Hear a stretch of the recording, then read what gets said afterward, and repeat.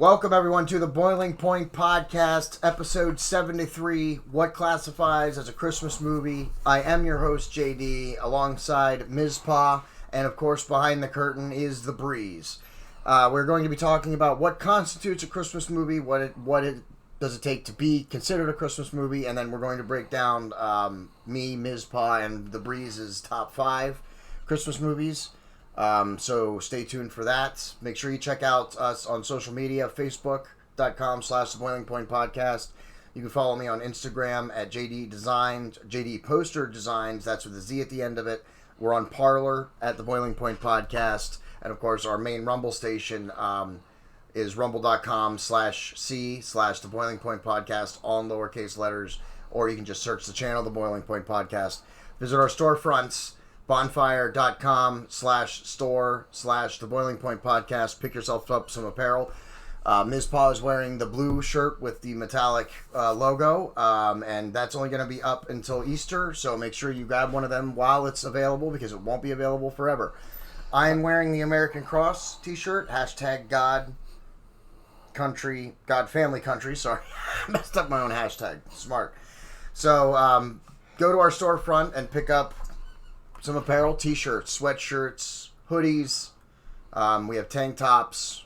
We have coffee mugs, grocery totes, and I'm going to be looking to add some more women's apparel by request. So, okay, look for that in the next couple of weeks also for any of our female viewers. And I have to say, the fact that you only messed up one hashtag out of everything that you have to remember. Yes. You're getting there. Yeah. Maybe by episode 100 you'll have it all down to a science. Yes. Maybe. I usually do mess up once. It's kind of like a calling card. But we're not actually done yet. One last thing, of course, is Marcus Frederiksen, who handles the music. We've done some episodes about him. We miss him. Go check out his station at Reverb Nation. Try again. Yep. At Reverb Nation, at reverbnation.com/Marcus Frederiksen. It's in the link is in the description. So go check out things there. And he does the music. We miss him. He does the opening and the closing music, and he will continue to do so for as long as the Boiling Point Podcast stays on the air. So now that we took care of all that nonsense crap, we're going to get to the episode now. I did post on Facebook getting we wanted to get some feedback and people's opinion on it. On whether Die Hard was a Christmas movie. That was how this all started. Was I put out a post, is Die Hard a Christmas movie? And that led to this. You should show them the paper. That led to this. And it's got writing all over it. It's not just all typed. It's got writing all over it. That's what led to this and putting this episode together. This was quite a discussion. Yes. And all this happened before we even took the camera on. So what classifies as a Christmas movie? So just hang on for the ride, because who knows where this is going to go. Yes. But before we get to the debate, we're going to talk about the Charlie Brown, Frosty, Rudolph, Santa Claus is Coming to Town, the mini movies that are on. Those are not part of this discussion. Those are kind of a staple of Christmas. I don't even consider them really movies. The movies that we're going to be, the top 5 that we're going to be doing are like Hollywood movies. Not like TV movies and stuff like that. So this is not about those, and those are all great. The Charlie Browns, the Frosties, the Rudolphs, all of those are great. And I still watch them even now as an adult. I'll still put one on. One thing a lot of people probably don't know is, obviously outside of Charlie Brown, most of the Christmas cartoon animated movies were made by Rankin and Bass. All right. No, I did not know that either. And we're talking Rudolph the Red-Nosed Reindeer, The Year Without a Santa Claus, Santa Claus is Coming to Town, Frosty the Snowman, 'Twas the Night Before Christmas, Jack Frost. Oh, wow, Jack Frost, too. Nestor the Long-Eared Christmas Donkey, The Little Drummer Boy. Oh, wow. Frosty's Winter Wonderland. Other Rudolph spin-offs. The Leprechaun's Christmas Gold. Yeah, that's like a list. So who are these guys again? Pinocchio's Christmas. Who are these guys again? It's called Rankin and Bass. Rankin and Bass. They did it was mostly like clay animation and things like yeah, that. Yeah. You know, because most of these were done back in like the 60s, early 70s. Yeah. When there wasn't computer animation. Yeah, well, actually, you know what? That's one thing we don't have. We don't have the dates of that. Maybe the Breeze could find us some dates on like Frosty Rudolph. Actually, I think I have that right here. Oh, do you? So Rudolph the Red-Nosed Mizpah's Reindeer was 1964. All right, well there you go. Yeah. And The Year Without a Santa Claus was 1974. Okay. And most of the other ones fell in between there. Well, what about Frosty? Do you have Frosty there? Because I think Frosty was done in the 80s, because that's actually animation. That's not the clay. Frosty's Winter Wonderland was 76. Okay. But did they do the original? The first Frosty? Like the Frosty the Snowman. Like the cartoon, it wasn't clay. 69. That's why I'm wondering if they did that. They still did that? Okay. Yep, well, they're great. Hey, then there you go. I did not know that either. So I mean, then most of the, I mean, I did not realize that they were quite that old. I thought they were like 70s or something like that. Some of them are, but most. I meant like late 70s, early 80s even. I did not think that they dated back to the 60s, so that's very interesting there. Yeah, most of those, and so as far as I'm concerned, they kind of like have the whole animated Christmas movie like niche market. Yeah, definitely. That's where that. Like I said, none of those they're in a league of their own. They're like staples of Christmas time. Yes. The movies that we're going to be talking about are Hollywood movies, not those. And those are all great. I love all of them, and I still put one on today. So absolutely. Yeah, and they're great for kids. It's not Christmas until I've watched at least half of them. Yeah, and they're great for kids too, because, you know, they're wholesome. Absolutely. As opposed to some stuff that's made now. All right, but let's talk about now what constitutes a Christmas movie. And there's going to be some debate on this. As I said, I put something out on Facebook. We got a lot of reactions. We got 149 reactions that, while they didn't follow the instructions, seem to be in the positive category, or at least in the category that they agree. We did get a comment against, which is also what's going to lead to this debate here. This person that commented said that just because it happens at Christmas time, or the movie takes place at Christmas time, doesn't make it a Christmas movie. Okay. What do you think? To some point, I would agree with that. I think in order to be a Christmas movie, it doesn't necessarily, just because it happens at Christmas, if it just happens at Christmas and isn't part of the storyline in any way, I don't think it constitutes as a Christmas movie.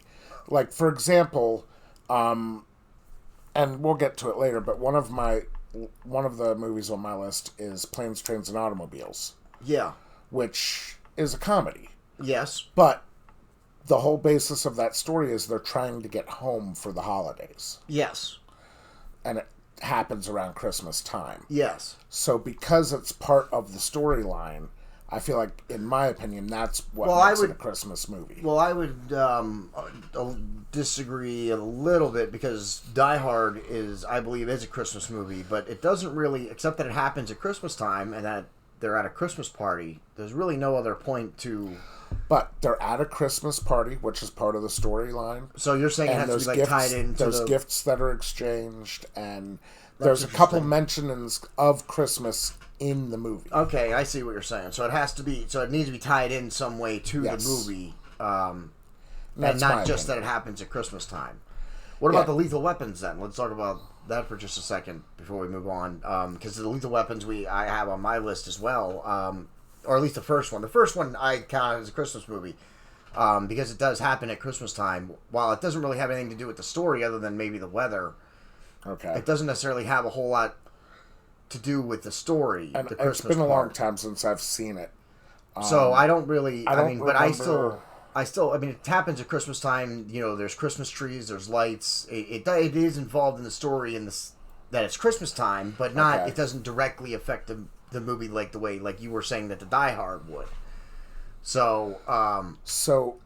But in the setup of the movie, there's Christmas decorations and there's references to Christmas in the movie. Yes. Then it's a Christmas movie. Okay. All right. Well, then we're starting to get a little more clearer now. But let's now we're got a couple movies here that I would also consider Christmas movies that maybe some other people might not.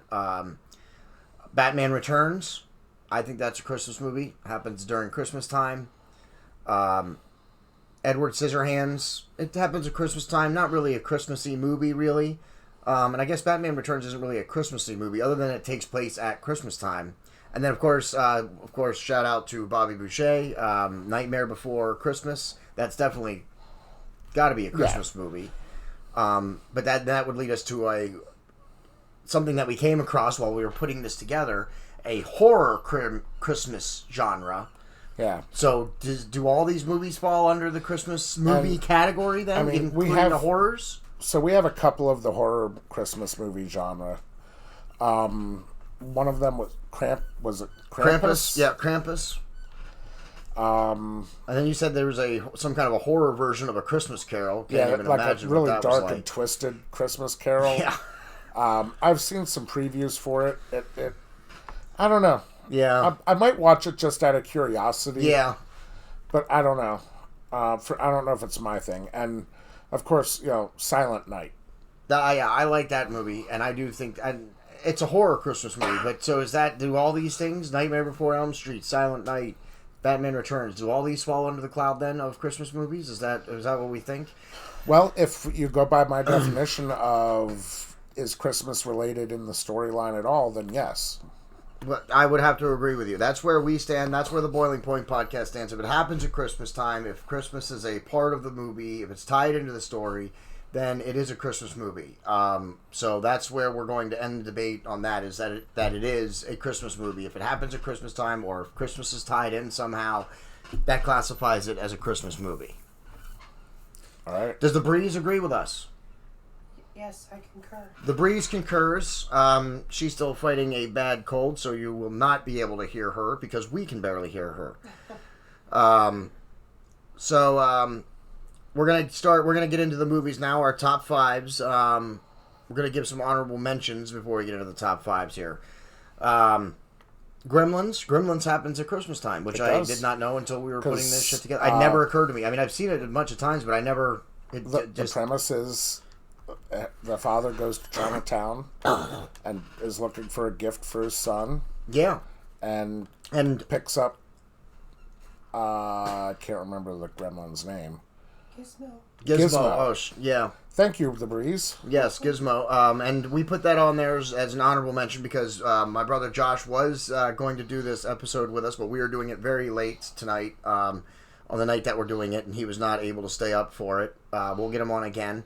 But Gremlins is one of his favorite movies, so we wanted to give that an honorable mention when we found out that it happened at Christmas time. Again, being that it takes place at Christmas, it's tied into the story, it's part of the premise, so we would classify that as a Christmas movie. Also, Tim Allen, Santa Claus. The Tim Allen good Santa Claus movie. Yeah, good. The first one. We're talking about the first one here, okay? Not number 2 and number 3. We're talking about the first one. And then Scrooged. Yes, with Bill Murray. That's a classic. Yeah. I mean, Bill Murray's awesome. I don't know if there's. I don't think it was good enough to be in the list. No, I can understand that. It definitely earned its rate in the honorable mentions. Yeah, definitely. And then Arnold Schwarzenegger in Jingle All the Way. We're going to give that an honorable mention just because, it's Arnold Schwarzenegger doing a Christmas movie instead of an action movie. Yeah. So, we give him a little shout out for that. All right, well, now let's get into our top 5 here. This is not going to be a super long episode, everybody, so you don't have to worry about waiting for an hour. I mean, we're not going to get onto an hour and a half long debate about Well, something? I guess it is possible yet, but most of the discussion that we were doing was about whether or not what classifies as a Christmas movie anyway. And being that we both agree, and we brought up the person who doesn't think so, okay. But we gave our reasons why we think certain movies are Christmas movies. So let's start with number 5 here. Feel free to tell us why you think we're wrong, and maybe we'll do a follow-up. Yes.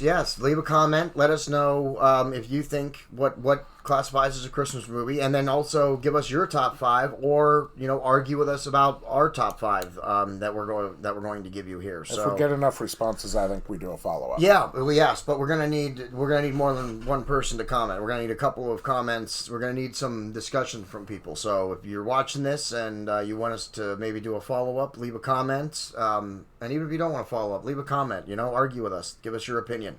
We want to hear from you. We want to hear from more of the viewers. So number 5, we're going to do this backwards here. So number 5 for me is going to be Lethal Weapon 1. That's what I'm going to put it in the number 5 spot for Lethal. For the top 5 is Lethal Weapon 1. What is your number 5 pick? Mine was Die Hard. The first Die Hard. Yeah, Die Hard is going to be on my list, but it's going to be much higher than number 5 on my list. In fact, Mizpah, you need to get off the set right now for putting it at number 5. How about that?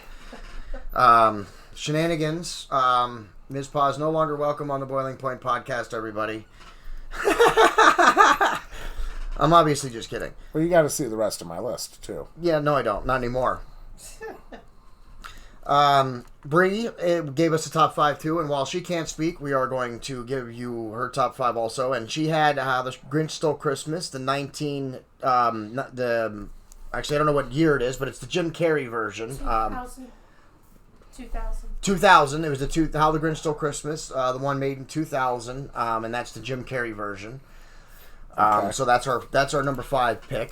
Why don't you lead us off with the number 4? So number 4, it looks like your number 4 is... Well, I meant your number 4, but go ahead. Home Alone 2? Home Alone 2. Yes, that would be my number 4 pick, Home Alone 2. And then mine is Planes, Trains, and Automobiles. That's an interesting selection. And then, do you want... 1987? Yeah. Do you want to give them Breeze? Yep, Breeze number 4, and we're glad to have the Breeze on the podcast because she brought some culture with her list. Is The Christmas Story, 1983, The Christmas Story. And while it's definitely not one of my favorites, it's certainly a staple Christmas movie. What do you got for 3? And Home Alone 2, I think, is... And that's number 3 for me is Home Alone 1. I think I like the first Home Alone a little bit better than the second Home Alone.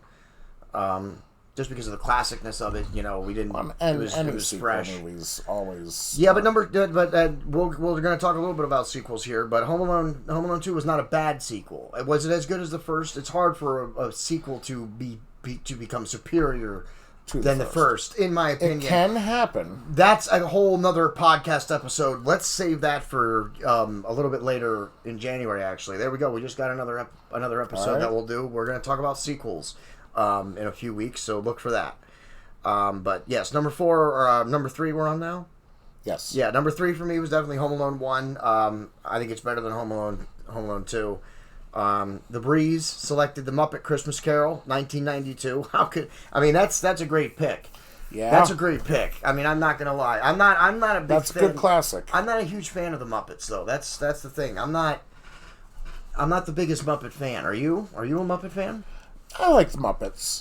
They're alright, but I've never really been able to get into their movies and stuff, and I know people were crazy for them and stuff, and I don't have a problem with them. I just never really been able to get into them very much.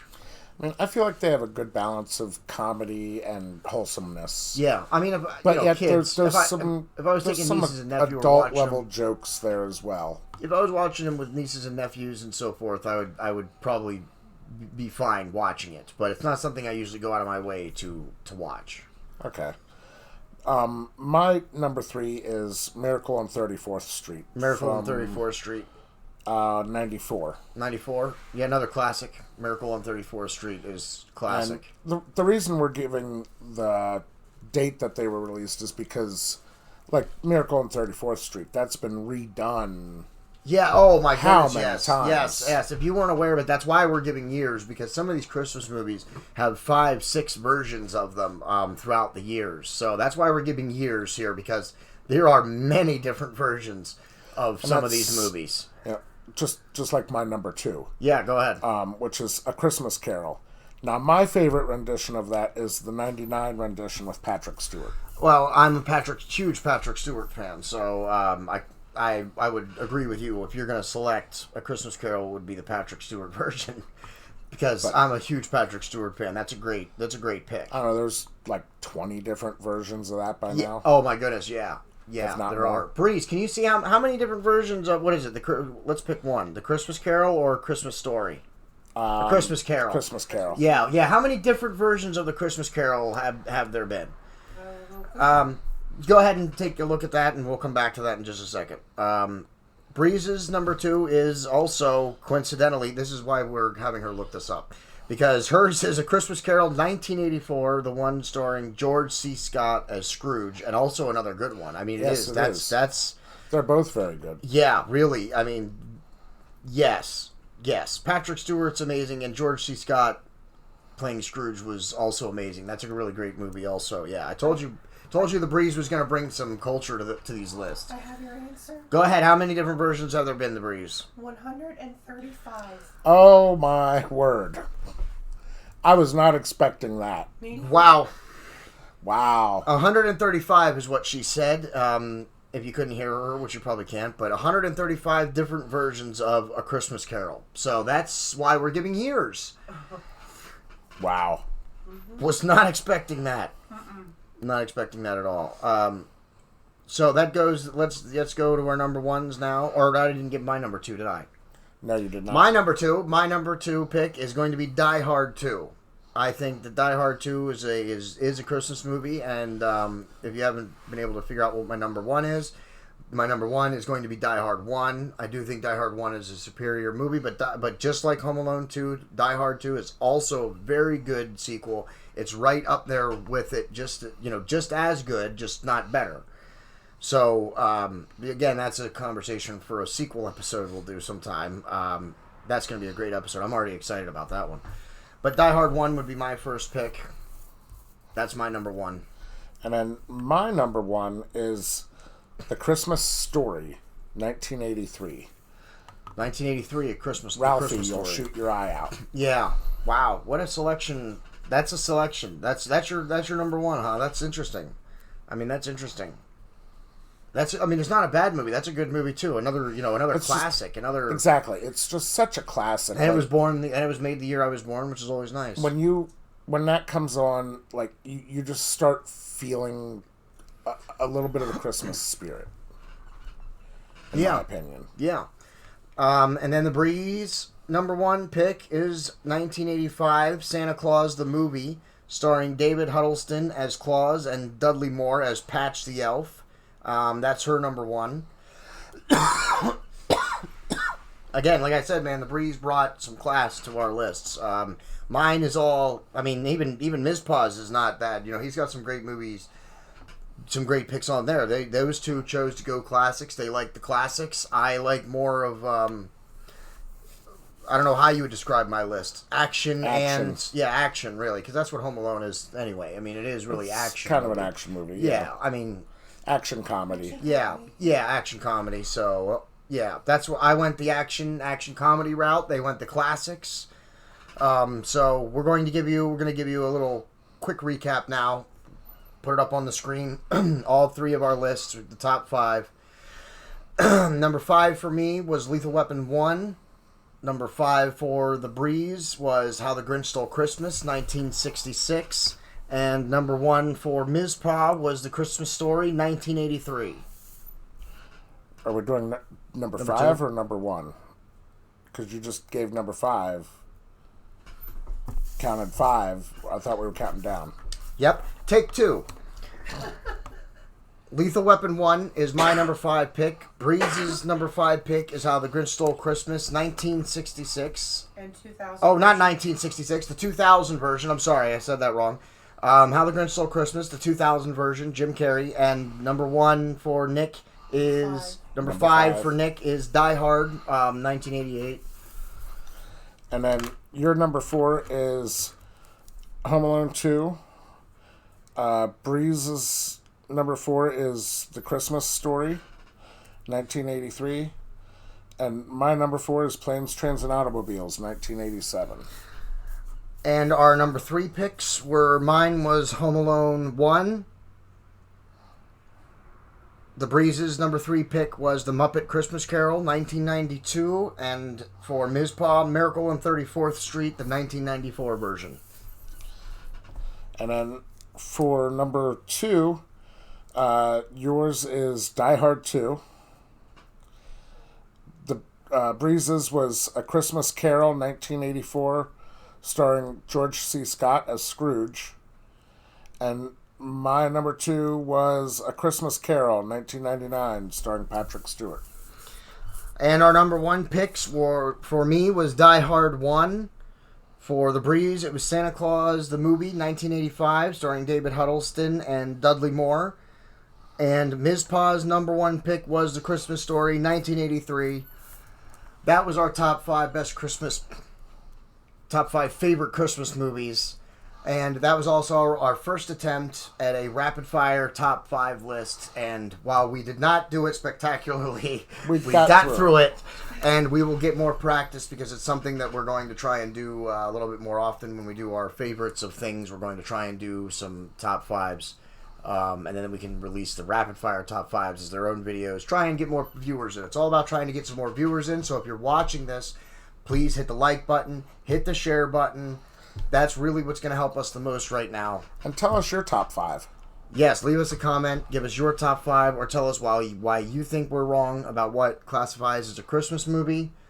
I'll tell you what, though, coming up with just 5 is not easy. No, it wasn't easy. When we do lists, it's going to be difficult to do lists, so that is going to be difficult. But this is going to be officially our last episode of 2021. Unless, of course, Mizpah and the Breeze decide to come over for a New Year's Eve episode. But well, we could consider that the first episode of the it wouldn't, year. And also, yeah, and that one won't be really an episode. It's more just going to be like a short little segment that we were planning to do. So yes, this is the last official episode of 2021. And I hope you had a great Christmas. And I hope you have a good New Year. We will have lots of episodes coming in the new year. New guests, hopefully, and returning guests as always. So we're gonna have a lot of great episodes coming up. Keep an eye out for those. Marcus, you have anything else that you want to add? I'm good. The Breeze, anything else? No. All right, from Mizpah and the Breeze are good. I'm your host, JD. Marcus Frederiksen is gonna play us out. The link to his music and the songs that we use are in the description, so please check them out. Give him a share. Also, our storefront, bonfire.com/store/The Boiling Point Podcast. Pick up some apparel, and remember just to share out our episodes. We're on Parler, we're on Facebook, we're on YouTube, and our main station is on Rumble, rumble.com/C/The Boiling Point Podcast, all in lowercase letters. That's where you can find all of our episodes in their entirety. But you can find us on all of the other social media outlets that I just named as well. And until next time. Until the new year. Until 2022, everybody. That's the end.